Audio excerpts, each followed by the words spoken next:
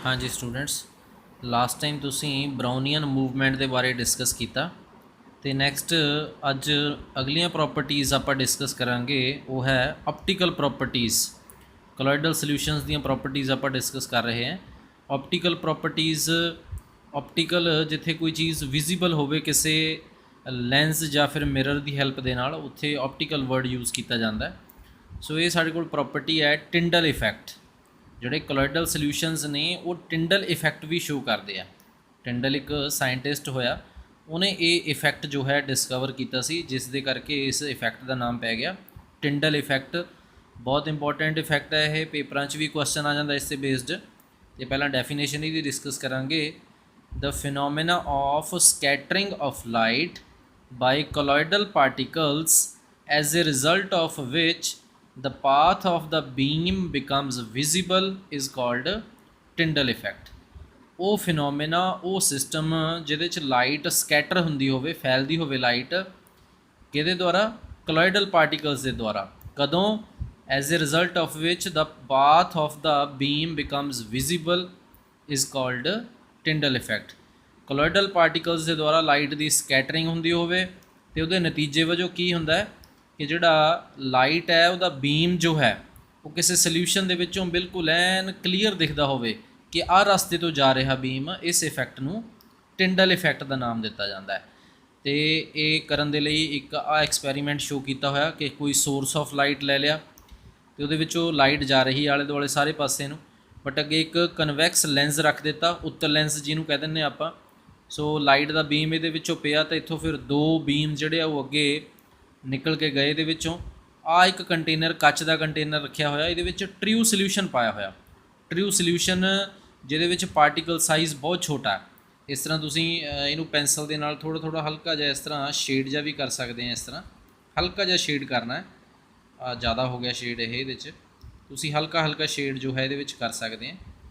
सो इत्थों आ लाइट का जो बीम है ये सीधा ही क्रॉस करके लंघ गया, नज़र नहीं आया सानूं ये कोई सानू लाइट का बीम नज़र नहीं आया। ट्रू सल्यूशन क्योंकि पार्टिकल साइज़ बहुत छोटा है, पार्टिकल्स जोड़े वो बिल्कुल चंगी तरह डिस्पर्जन मीडियम के चंगी तरह मिक्स हुए हुए। सो पार्टिकल्स के उत्ते लाइट जो है वो हिट नहीं की तो पार्टिकल्स ने लाइट को स्कैटर नहीं किया, फैलाया नहीं है, दसिया नहीं है कि इत्थे है पार्टिकल्स, क्योंकि पार्टिकल्स नज़र नहीं आ रहे। इस करके लाइट सीधी लंघ गई, कोई लाइट का बीम इत्थे नज़र नहीं आया। अगे फिर एक होर कच का कंटेनर, वो कोलोइडल सल्यूशन रख दिता। कोलोइडल सल्यूशन जिहदे पार्टिकल साइज़ जिहड़ा वो 1 नैनोमीटर तो लैके 1000 नैनोमीटर तक है, मीनस पार्टिकल्स जिहदे नज़र आते हैं। सो इत्थे जो पार्टिकल्स के उपर लाइट पई तो लाइट जो है वो दिखनी शुरू हो गई, क्योंकि वो डस्ट पार्टिकल्स, छोटे छोटे पार्टिकल्स ही, लाइट का बीम इत्थों नज़र आ गया, इत्थों भी तो इत्थों भी। सो ये टिंडल इफैक्ट है कि डस्ट पार्टिकल्स के करके या कोलोइडल पार्टिकल्स के करके जो लाइट उन्होंने उत्ते हिट करती है तो फिर लाइट का बीम जो है वो नज़र आना शुरू हो जाता है। ये जो टिंडल इफैक्ट है तुसी नॉर्मल च अपने घर भी देख सकते हैं। रोज़ सवेरे सवेरे देखते हैं आप कि किसी रोशनदान के विचों सूरज की रोशनी आती है तो फिर उत्थे वो जो रोशनी आ रही होंगी है तो वो सानू धूड़ मिट्टी के कण नज़र आते हैं। सो जदों धूड़ मिट्टी के कण होणगे रूम दे विच तो उस समय ही तुसी वो लाइट जिहड़ी है उहदा बीम जो एक सिंगल बीम जो आ रहा वो उस समय तुसी देख सकते हैं। जदों किते धूड़ मिट्टी कमरे दे विच ना होवे तो तुसी वो लाइट का बीम आ रहा होंदा, बट तुहानूं वो बीम नज़र नहीं आवेगा कि हाँ इत्थों रोशनी जा रही है। ये करके भी तुसी देख सकते हैं कि पहलां बिल्कुल रोशनी आ रही होवे तो उस समय तुसी नीचे झाड़ू फेरना शुरू कर दो, धूड़ उड़ेगी तो तुहानूं जो बीम है वो नज़र आना शुरू हो जाएगा। ये भी टिंडल इफैक्ट होंदा है। सो इत्थे ये इफैक्ट जो है इनू अगे दस्सिया गया इत्थे एक्सप्लेन करके। When a strong beam of light is passed through a true solution placed in a beaker in a dark room, then the path of light does not become visible। कहते जो एक लाइट का strong beam जो है उन्होंने पास करवाया जाता है किसी ट्रू सल्यूशन के विचों। वो ट्रू सल्यूशन जिन्होंने किसी बीकर च रखा होया तो उन्होंने डार्क रूम के रखा होया तो उस समय लाइट का जो रस्ता है, पाथ है, वो सानू कहते नज़र नहीं आता। But if the light is passed through a colloidal solution placed in the same room, then the path of light becomes visible।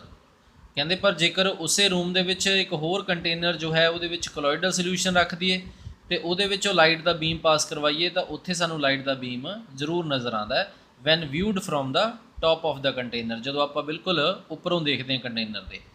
ਇੱਕ ਘਰ 'ਚ ਤੁਸੀਂ ਐਕਸਪੈਰੀਮੈਂਟ ਇਹੋ ਜਿਹਾ ਕਰਕੇ ਵੀ ਦੇਖ ਸਕਦੇ ਆ ਕਿ ਇੱਕ ਤੁਸੀਂ ਆਰਓ ਵਾਲਾ ਪਾਣੀ ਜੋ ਹੈ ਕੱਚ ਦੇ ਕੰਟੇਨਰ 'ਚ ਤੁਸੀਂ ਉਹ ਲੈ ਲਓ। ਇੱਕ ਕੱਚ ਦੇ ਗਲਾਸ ਆਉਂਦੇ ਆ ਜਿਹੜੇ ਬੋਰੋਸਿਲ ਦੇ ਬਣੇ ਹੁੰਦੇ ਆ, ਬਹੁਤ ਪਤਲੀ ਜੀ ਕੱਚ ਹੁੰਦੀ ਹੈ, ਲਿਖਿਆ ਵੀ ਹੁੰਦਾ ਬੋਰੋਸਿਲ ਗਲਾਸ। ਉਹਦੇ ਵਿੱਚ ਤੁਸੀਂ ਪਾਣੀ ਲੈ ਸਕਦੇ ਆ। ਇੱਕ 'ਚ ਸਿੰਪਲ ਪਾਣੀ ਲੈ ਲਓ ਆਰ ਵਾਲਾ, ਦੂਜੇ ਵਿੱਚ ਪਾਣੀ ਲੈਣਾ, ਉਹਦੇ ਵਿੱਚ ਤੁਸੀਂ ਨਮਕ ਪਾ ਦੇਣਾ, ਚੰਗੀ ਤਰ੍ਹਾਂ ਘੋਲ ਲੈਣਾ ਨਮਕ ਨੂੰ।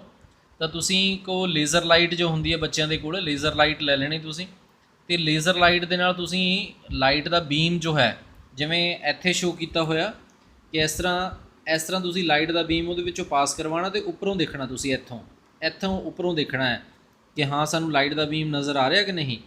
ਜੋ ਪਿਓਰ ਵਾਟਰ ਹੈ ਜਿਹਦੇ ਵਿੱਚ ਕੋਈ ਵੀ ਇੰਪਿਓਰਿਟੀ ਨਹੀਂ ਹੋਏਗੀ, ਉਹਦੇ ਵਿੱਚੋਂ ਲਾਈਟ ਦਾ ਬੀਮ ਤੁਹਾਨੂੰ ਨਹੀਂ ਨਜ਼ਰ ਆਏਗਾ। ਬਟ ਜਿਹੜਾ ਨਮਕ ਵਾਲਾ ਪਾਣੀ ਹੋਏਗਾ ਉਹਦੇ ਵਿੱਚੋਂ ਜਦੋਂ ਤੁਸੀਂ ਇਸ ਤਰ੍ਹਾਂ ਲਾਈਟ ਦਾ ਬੀਮ ਪਾਸ ਕਰਵਾਓਗੇ, ਤੁਸੀਂ ਉੱਪਰੋਂ ਦੇਖੋਗੇ ਤਾਂ ਤੁਹਾਨੂੰ ਬਿਲਕੁਲ ਐਨ ਲਾਈਟ, ਜਿਸ ਵੀ ਕਲਰ ਦਾ ਉਹ ਬੀਮ ਹੋਏਗਾ, ਉਹ ਤੁਹਾਨੂੰ ਲਾਈਟ ਜ਼ਰੂਰ ਉਹਦੇ ਵਿੱਚੋਂ ਕ੍ਰੋਸ ਕਰਦੀ ਜੋ ਹੈ ਉਹ ਨਜ਼ਰ ਆਏਗੀ। ਇਹ ਤੁਸੀਂ ਜੋ ਹੈ ਐਕਸਪੈਰੀਮੈਂਟ ਆਪਣੇ ਘਰ 'ਚ ਵੀ ਕਰਕੇ ਦੇਖ ਸਕਦੇ ਆ। ਇਹਨੂੰ ਟਿੰਡਲ ਇਫੈਕਟ ਕਹਿੰਦੇ ਆ ਅਤੇ ਬੜਾ ਇੰਪੋਰਟੈਂਟ ਹੈ ਟੌਪਿਕ ਇਹ, ਪੇਪਰਾਂ 'ਚ ਵੀ ਕੁਐਸਚਨ 2 ਨੰਬਰ ਦੇ ਵਿੱਚ ਜ਼ਰੂਰ ਆ ਜਾਂਦਾ ਹੈ। ਸੋ ਅੱਜ ਦੇ ਲਈ ਤੁਹਾਡਾ ਇੰਨਾ ਹੀ ਟੌਪਿਕ ਸਹੀ ਇਹ। ਨੈਕਸਟ ਟੌਪਿਕ ਤੁਹਾਡਾ ਨੈਕਸਟ ਵੀਡੀਓ ਦੇ ਵਿੱਚ ਆਪਾਂ ਡਿਸਕਸ ਕਰਾਂਗੇ। Thank you.